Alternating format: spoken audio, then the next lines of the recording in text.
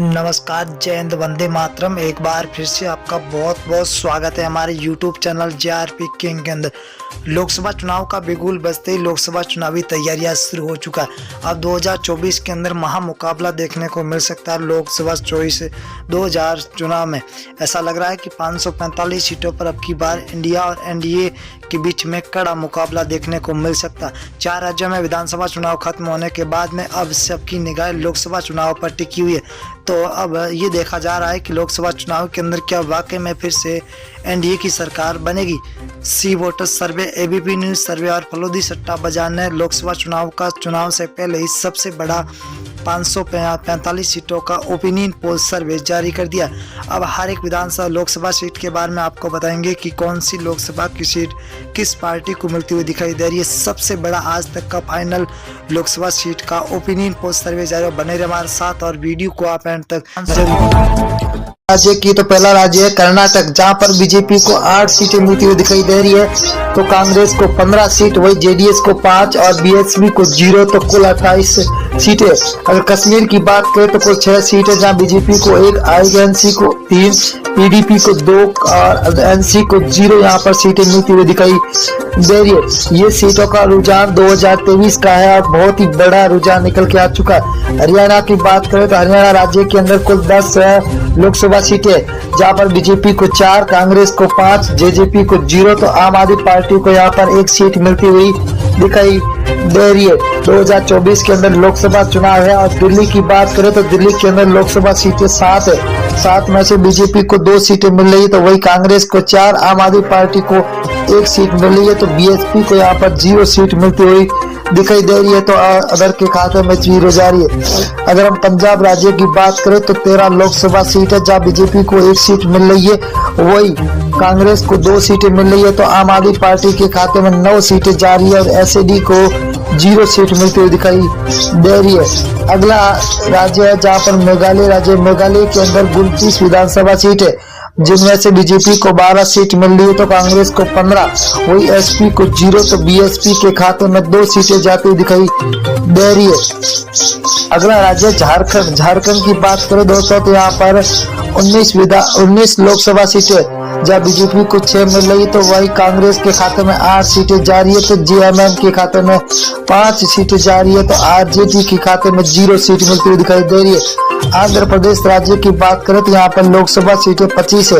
25 में से बीजेपी को 8, वही कांग्रेस को 4, तो YRS को 10 और TDP को 3 सीटें मिलती हुई दिखाई दे रही है, तो अदर के खाते में 0 सीट मिलती हुई दिखाई दे रही है। उड़ीसा की बात करें तो उड़ीसा के अंदर लोकसभा सीटें 21 है। 21 में से बीजेपी को 6 सीट, वही कांग्रेस को 9, तो BJD को 6 सीट और NC को 0 सीट मिलती हुई दिखाई दे रही है। बहुत ही तगड़ा महाओपिनियन पोल निकल के आ चुका है।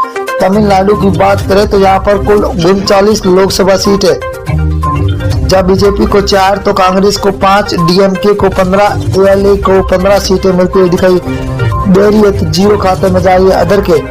अगर अब बिहार राज्य की बात करें तो कुल 40 लोकसभा सीट है, जहाँ बीजेपी को 12 सीट मिल रही है, तो वही कांग्रेस को 5 सीट, RJD को 15, तो JDU को 8 सीटें मिलती हुई दिखाई दे रही है, तो अदर के खाते में 0 सीट मिलती हुई दिखाई दे रही है। अगला है राजस्थान। राजस्थान के अंदर कुल लोकसभा सीट है 25 में से बीजेपी को 10 सीट है, तो कांग्रेस को 14 सीट, वही RLP के खाते में 1 सीट जा रही है, तो आम आदमी पार्टी को यहाँ पर 0 सीट पर संतोष होना पड़ रहा है, तो अंदर खाते में 0 सीट। उत्तर प्रदेश की बात करें तो कुल 80 विधानसभा सीटें है, जहाँ बीजेपी को 32, वही कांग्रेस के खाते में 14, SPA के खाते में 27, BSP को 2 सीटें, वही अदर के खाते में 5 सीटें जाती हुई दिखाई दे रही है। अगला राज्य है उत्तराखंड। उत्तराखंड के अंदर 5 लोकसभा सीटें, जिनमें से बीजेपी को 3 सीट, वही INC को 2, तो BSP को 0, आम आदमी पार्टी के खाते में 0 सीट मिलती हुई दिखाई दे रही है, तो यहाँ पर अदर के खाते में अभी 0 सीट जाती हुई दिखाई दे रही है। पश्चिम बंगाल की बात करें तो कुल लोकसभा सीटें 42 है। 42 में से 17 बीजेपी के खाते में जाते हुए दिखाई दे रही है, तो वही INC को 0 सीट है, तो TMC को 25 सीट है, CPIM को 00 सीट मिलती हुई दिखाई दे रही है। आंध्र प्रदेश की बात करें तो आंध्र प्रदेश के अंदर लोकसभा सीटें 2 है, जहां पर बीजेपी को 1 सीट मिल रही है। तो यहाँ पर कांग्रेस को खाते में 1, एसपी को 0, तो बीएसपी के खाते में भी 0 सीट जाती हुई दिखाई दे रही है, तो अदर के हाथों में 0। अगर हम मेघालय की बात करें तो मेघालय के अंदर लोकसभा सीटें 2 है, 2 में से बीजेपपी के खाते में 0 सीट, 1 सीट जा रही है, तो वही कांग्रेस को 1 सीट मिल रही है।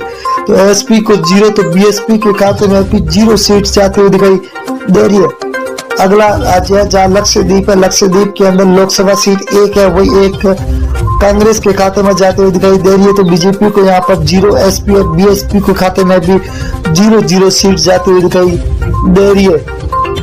अगला राज्य है महाराष्ट्र, महाराष्ट्र के अंदर 48 विधान लोकसभा सीटें हैं, जहाँ बीजेपी को 15, कांग्रेस के खाते में 14, तो एसएचएस को 10 और एनसीपी को 8 सीटें मिलती दिखाई दे रही है, तो अदर के खाते में 0 सीट जाती हुई दिखाई दे रही है। छत्तीसगढ़ राज्य की बात करें तो यहाँ पर लोकसभा सीटें 11 में से बीजेपी को 6 सीट मिल रही है, तो आईएनसी के खाते में 5 है, आम आदमी पार्टी को 0, बीएसपी को यहाँ पर 0 सीट मिल रही है, तो अदर के खाते में भी 0 सीट जाती हुई दिखाई दे रही है। तेलंगाना की बात करें तो कुल 17 लोकसभा सीटें, जहाँ बीजेपी को 3 सीट, वही कांग्रेस को 5, तो टीआरएस को 7, एआईएम को 2 सीटें मिलती हुई दिखाई दे रही है। बहुत ही बड़ा तगड़ा झटका लगता हुआ दिखाई दे रहा है आपकी बात। अगर केरल की बात करें तो केरल के अंदर 20 विधान लोकसभा सीटें, जहाँ बीजेपी को 1 सीट मिल रही है, तो कांग्रेस को 10 सीटें, वही एलडीएफ को 9 सीटें मिल रही है, तो यूडीएफ को लगभग 0 सीट मिलती हुई दिखाई दे रही है, तो अदर के खाते में 0 सीट जाती हुई दिखाई दे रही है। असम राज्य की बात करें तो कुल 14 सीट है, जहाँ बीजेपी को 7, को कांग्रेस को 6, एआईयू को 3 और अदर के खाते में 0 सीट जाती हुई दिखाई दे रही है। बहुत ही बड़ा तगड़ा झटका सभी को मिलता हुआ दिखा है। गुजरात की बात करें तो कुल 26 लोकसभा, जब बीजेपी को 12, कांग्रेस को 6, तो आम आदमी पार्टी को 8, बीएसपी के खाते में 0 सीट जा रही है, तो अदर के खाते में भी